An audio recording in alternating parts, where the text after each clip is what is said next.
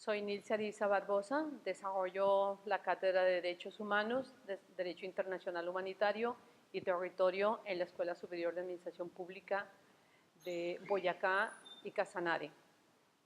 Vamos a hacer una pequeña presentación a manera introductoria del curso de Derechos Humanos y Derecho Internacional Humanitario.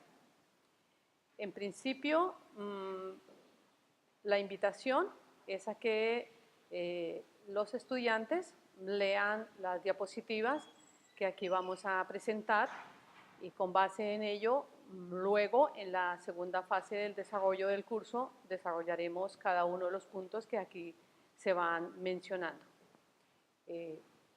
La primera idea es que la comprensión para la vivencia de los derechos humanos y el derecho internacional humanitario es una tarea necesaria en la vida académica y especialmente en la carrera de administración pública, puesto que los administradores públicos son hombres y mujeres que han decidido formarse profesionalmente para contribuir en el desarrollo eficiente y eficaz del Estado colombiano, y lo cual conlleva una excelente formación humanista. Y dentro de la formación humanista que se necesita, es importante el dominio, el conocimiento técnico y científico de los derechos humanos y en principio para apropiarlo a la vida personal y colectiva. Esta imagen nos muestra lo que estamos diciendo aquí antes, el derecho internacional humanitario, conocimiento necesario para que de una vez por todas pensemos en la necesidad de la paz para Colombia. Pero la paz va mucho más allá de las armas y la paz empieza porque cada uno tengamos conciencia de dignidad, libertad, conciencia de equidad, de solidaridad y de los valores necesarios como valores necesarios para la paz. En esta imagen podemos ver una de las millones de niñas y niños y jóvenes que se han visto involucrados de manera involuntaria en los conflictos de Colombia y del mundo. Tal injusticia nos tiene que llevar a pensar de manera decidida en el conocimiento, vivencia, promoción y defensa de los derechos humanos. Por tanto, el programa de derechos humanos tiene como eje central el conocimiento de los derechos humanos. Es el principal deber, saber. Si no sabemos, no vamos a saber actuar. El conocimiento nos hace libres. Es una frase que se ha repetido en lo largo y ancho de la historia, pero debemos llevarla a la práctica. El conocimiento del compendio jurídico que hemos avanzado en Colombia sobre derechos humanos es vasto. Tenemos dentro de ello la Constitución Política de 1991, con un bagaje en derechos humanos muy importante, pero es necesaria que desarrollemos esta Constitución, que empecemos por reflexionarla, aplicarla y cumplirla. Hemos cumplido más de 20 años de la Constitución de 1991. Y en los estudios que hacemos de diagnóstico en derechos humanos, ¿por qué se vulneran? Es porque se desconoce, lo cual quiere decir que no tenemos una cultura permanente de reflexión y acción con base en derechos humanos. O sea, el ejercicio de la ciudadanía todavía es supremamente pobre. Para ello necesitamos reflexionar y llevar a la práctica en nuestra vida cotidiana los conceptos de dignidad, los conceptos de autonomía como libertad, los conceptos de igualdad y un concepto supremamente importante, recalcado a lo largo y ancho de la evolución de la filosofía política y desde el siglo XVIII, con mucho más énfasis, lo hizo Immanuel Kant, cuando nos recordaba que somos sujetos políticos, que lo tomaba ya de los griegos, pero eso significa que somos, dentro de los seres vivos, los únicos seres capaces de tomar decisiones. Así que, pues, la ciudadanía está en pleno ejercicio cuando somos capaces de tomar decisiones de manera responsable para orientar y transformar las realidades que vivimos cotidianamente. Y estas decisiones bien tomadas es uno de los papeles importantes del administrador público. A continuación, hay una serie de ideas que los invito a que las vayan leyendo y las vayamos poniendo en práctica y ya las desarrollaremos con las bases bibliográficas, análisis de casos en el país y discusiones sobre las realidades que estamos observando del conflicto armado, la violencia intrafamiliar en Colombia, la inequidad y la profunda desigualdad económica, social y política en la que se ve inmerso el país. Pueden ver en esta filmina el inicio de los referentes del contexto histórico que implica tener en cuenta en la evolución del conocimiento de los derechos humanos. Este contexto histórico es importante reflexionarlo y analizarlo para no volver a cometer los mismos errores.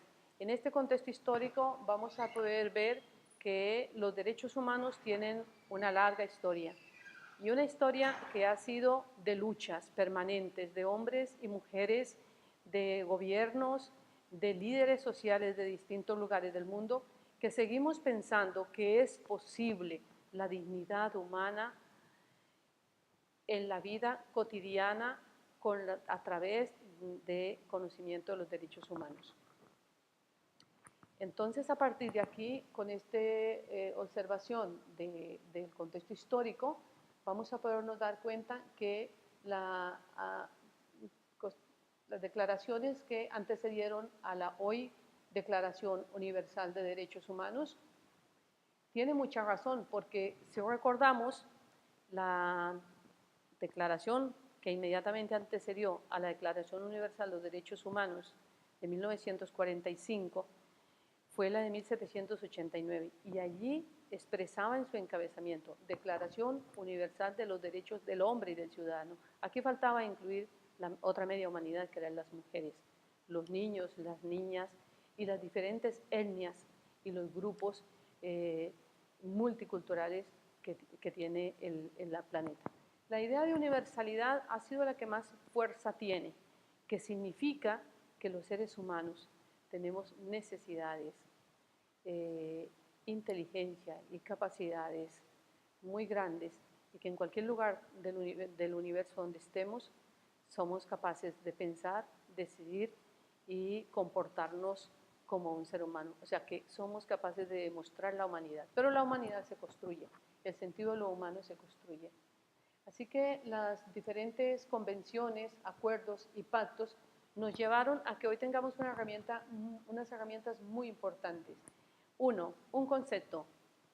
En el feudalismo se entendían los derechos como privilegios. El gran avance a la modernidad es que los privilegios se cambian por derechos. Y ahí estamos implicados todos. O sea que es un error hablar de privilegios. Es decir, Pedro tiene el privilegio de ir a la escuela. Pues no, Pedro no tiene el privilegio, Pedro tiene el derecho de ir a la escuela y de recibir la mejor calidad de educación. ¿Por qué? Porque los derechos humanos son inherentes a la vida humana. Son inherentes por el simple hecho de ser seres humanos. Los derechos humanos no nos los otorga una persona en particular, no, nos los otorga el solo hecho y condición de ser seres humanos. Esa es una convicción que debe guiar nuestro actuar y nuestro comportamiento. Por último, vamos a encontrar en esta página web los textos de las distintas declaraciones que se han dado en el contexto internacional a lo largo de la historia, desde el siglo XVI en adelante, hasta 1945, y además vamos a encontrar en la web de la Corte Interamericana de Derechos Humanos los pactos internacionales de derechos humanos que han firmado los diversos estados del mundo. Entre ellos, Colombia ha firmado todos los tratados, entre ellos los tratados y los pactos de derechos civiles y políticos, los derechos económicos, sociales y culturales y los derechos fundamentales como el derecho a la vida y los tratados sobre abolición de la esclavitud, de la tortura, de la abolición de todos aquellos programas y actividades que esclavizan a los niños, que esclavizan a las mujeres. Así que los dejo con estas páginas web y en la siguiente parte del seminario iremos a desarrollar un programa muchísimo más completo. En síntesis, la invitación en concreto es que sin el saber y el dominio de los derechos humanos como una práctica en la vida cotidiana, sin ese dominio no vamos a entender los procesos administrativos y las normas que regulan el Estado social de derecho, tal como nos lo resta la Constitución. Entonces, esta es una base supremamente importante. Esta presentación se ha hecho gracias al equipo técnico de la Universidad de Valencia y a la red GeoSet, que da inicio en estas fechas de febrero 13 y 14 de 2014. Muchas gracias.